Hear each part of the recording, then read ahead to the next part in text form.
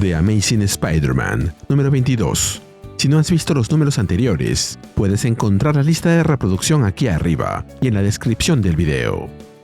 La historia comienza en la nave que trae de regreso a Peter hacia la Tierra.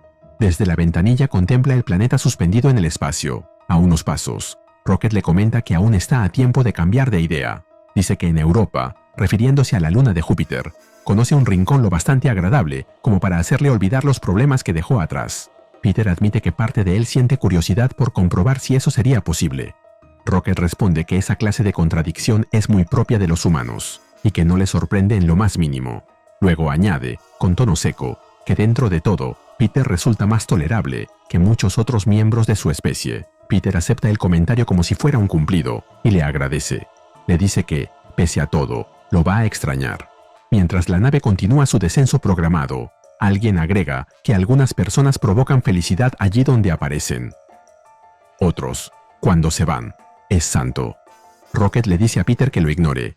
Desde que fue reducido y encerrado, no ha dejado de quejarse. Santo replica que cualquier genio reaccionaría igual si lo abandonaran entre formas de vida, incapaces de apreciar su ingenio. Niall se despide con mayor sobriedad. Le agradece a Peter por la libertad, por las aventuras y por lo que aún queda de la nave. Peter le responde que espera verlo alguna vez en la Tierra. Niall descarta la idea. Su hogar son las estrellas. Y el planeta de Peter le recuerda el ojo de una abuela, después de una infección desagradable. Peter dirige unas últimas palabras a Santo y le dice que lo extrañará menos que a nadie. Santo le aconseja destruir la caja que construyeron y buscar la fuerza en otro lugar. Peter le responde que él sería alguien genial si no fuera tan malvado. Santo celebra que Peter lo considere su amigo favorito, pero Rocket interviene para recordarle que será enviado al Tribunal Galáctico para responder por crímenes contra prácticamente todos. Antes de que la discusión continúe, anuncia que quedan 15 minutos. Después de eso, descenderán a la Tierra. Ya en la Tierra, Peter llega a Nueva York acompañado por Glitch, Riles y Symbii. Mientras avanza por la ciudad, intenta calcular cuánto tiempo ha estado fuera y nota cómo el mero ejercicio acelera su pulso. Todo podría haber cambiado, o quizá nada, pero lo más probable es que sí. Decide dirigirse primero al lugar que más le importa, el departamento de la tía May. Para evitar que los primeros minutos de regreso se conviertan en un ataque de pánico, respira hondo y deja que los olores de la ciudad lo alcancen. Aceite rancio, concreto calentado por el sol, humo de autos, vapor saliendo del metro, las panaderías, las pizzerías, el restaurante indio al que solían llamar cuando nadie quería cocinar. Recorre el pasillo del edificio y reconoce la humedad familiar en las paredes. Está a pocos pasos de la puerta cuando el aire cambia, mezclado con un leve aroma a canela y ese perfume que asocia con su infancia. Recuerda usar la llave escondida en lugar de arrancar la puerta de las bisagras. Abre la puerta y llama a su tía, pero en el interior hay cajas embaladas por todas partes. No hay nadie. El lugar está ocupado por cajas y objetos que no reconoce. Se concede exactamente 10 segundos antes de permitirse entrar en pánico. Mientras tanto, en la terraza del edificio, Riles observa el horizonte de la ciudad y comenta que es la vista más hermosa que ha contemplado. Glitch responde que, viniendo de alguien que ha visto al menos 3 ciudades, es un elogio considerable. Riles le pregunta a Glitch cómo se compara la ciudad con los lugares que él ha visto. Glitch responde que, bajo un sistema de clasificación objetivo, ocuparía el puesto 295.034. Riles comenta que eso suena positivo y pregunta cuándo podrán disfrutar de helado. En ese momento, Peter irrumpe en la terraza. Informa que May no está allí.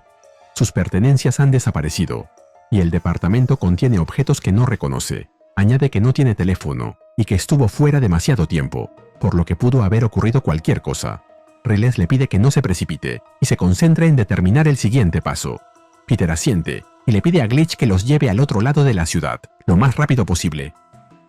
Nos movemos al apartamento de Peter, quien intenta comunicarse con May, pero solo lo recibe el contestador automático. Mientras escucha el mensaje grabado, revisa una nota dirigida al absurdo Peter Parker, escrita por Ben. Glitch pregunta si se refiere al tío Ben. Peter responde que no. Riles observa que está alterado.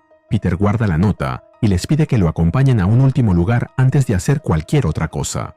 Le asegura que después irán por el helado. Nos movemos a Park Avenue East.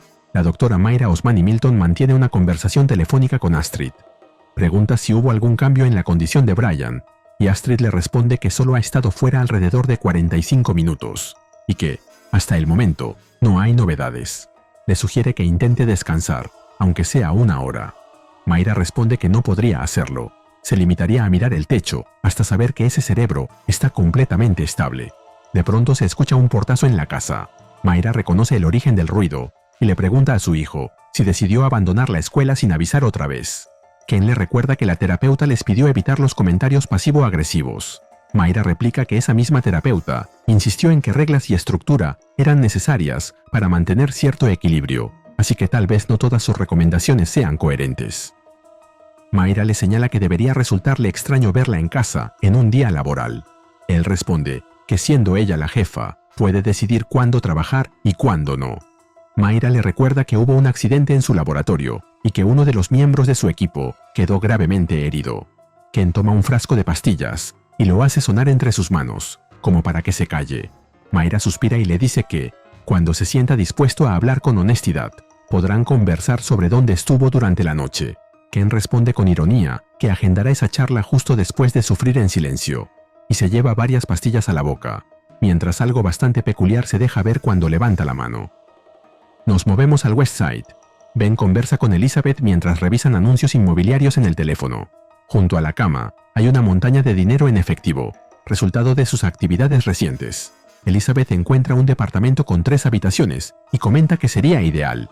Ben le pregunta para qué necesitan tanto espacio. Ella enumera: una habitación para dormir, otra para invitados y una tercera destinada a las máscaras.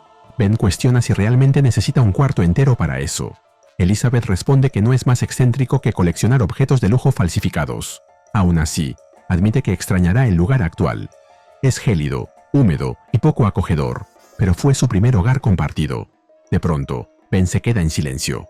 Percibe una sensación familiar en la nuca. No necesita confirmación adicional. Peter ha regresado. Se coloca la máscara y adopta su identidad de Chasm. Mientras Peter irrumpe en la habitación, la nota que le dejó se desarrolla en paralelo.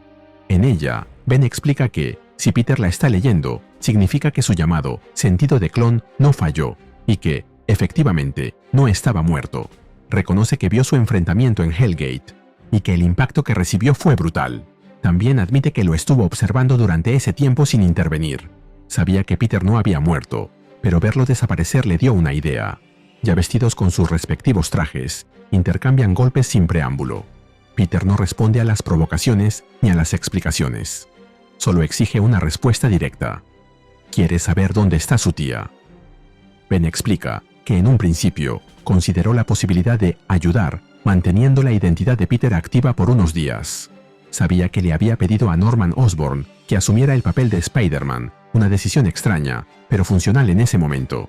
Sin embargo, los días que Peter estuvo fuera terminaron convirtiéndose en algo mucho más prolongado. Elizabeth intenta intervenir para apoyar a Ben, pero Glitch se interpone y le informa que no puede participar en esa confrontación. Riles también intenta acercarse, aunque su estado no es el mejor. La nota continúa.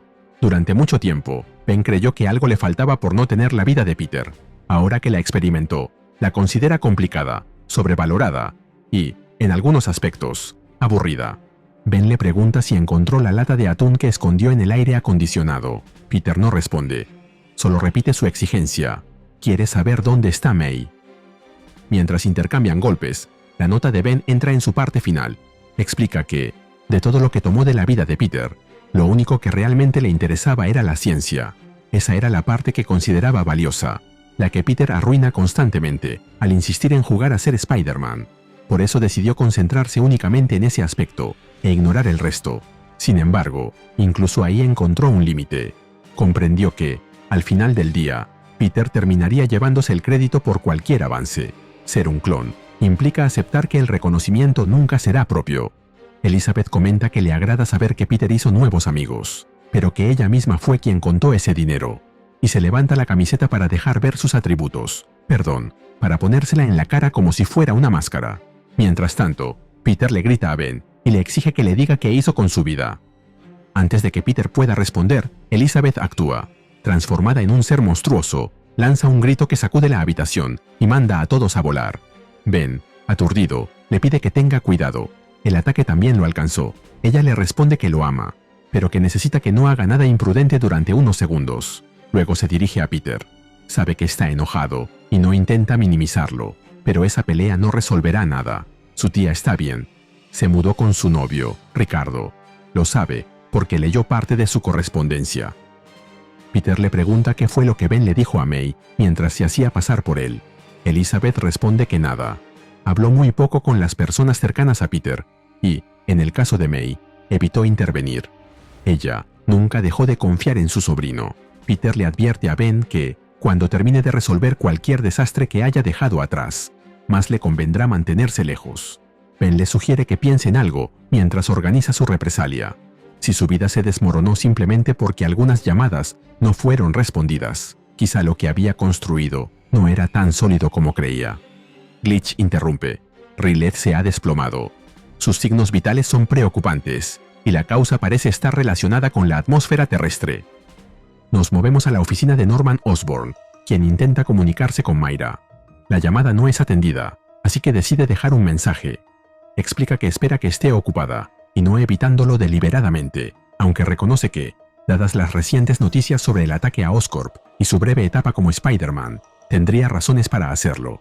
Añade que puede ofrecerle explicaciones si así lo desea, pero que no insistirá.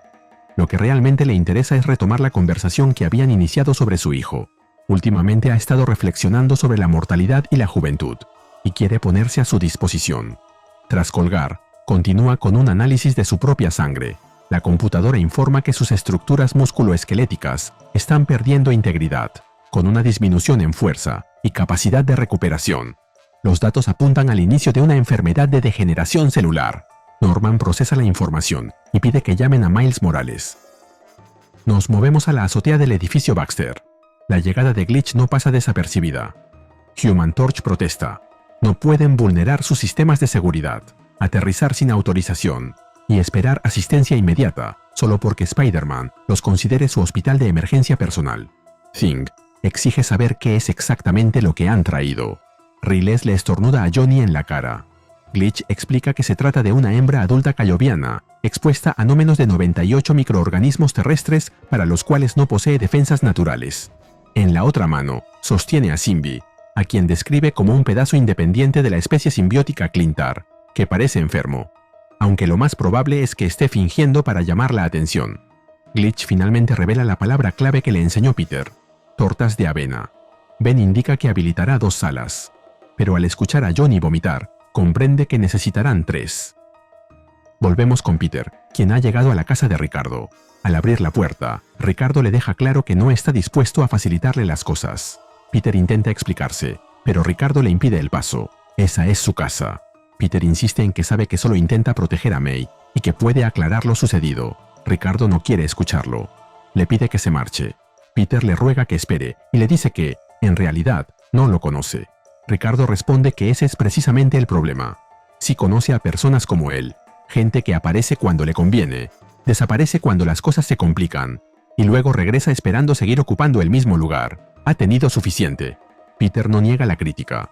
Se limita a señalar que, en última instancia, debería ser May quien tome esa decisión. Desde el interior de la casa, May pregunta si se trata del muchacho de la farmacia. Peter aparece delante de ella. La sorpresa es inmediata. Ricardo les informa que estará en la cocina, a poca distancia, por si lo necesitan. Luego se retira para dejarlos solos. Peter se arrodilla frente a su tía y le pregunta si está herida, cuándo se lastimó. Luego agacha la cabeza y le dice que lo siente. Siente no haber estado allí con ella. May no insiste en el pasado. Le pone las manos en el rostro y señala que al fin ha regresado, aunque se haya tomado toda la vida para volver. Le da la bienvenida. La bienvenida a casa. Peter la abraza. No hay necesidad de explicaciones adicionales. El reencuentro basta por sí mismo. Y se nos cuenta que, en el próximo número, veremos Death Spiral. Y así terminamos con The Amazing Spider-Man número 22, con guión de Joe Kelly y arte de Nick Bradshaw, Doug Nauck y Nathan Stockman. Saludos a Mayotango 1317. Te cuento que Joe Kelly ha sido reconocido por su espectacular trabajo en Deadpool y en obras favoritas de los fans como I Kill Giants. Apoya a Ariose Comics con un me gusta, suscríbete y dime qué te pareció este número. Gracias. Nos vemos en el próximo video.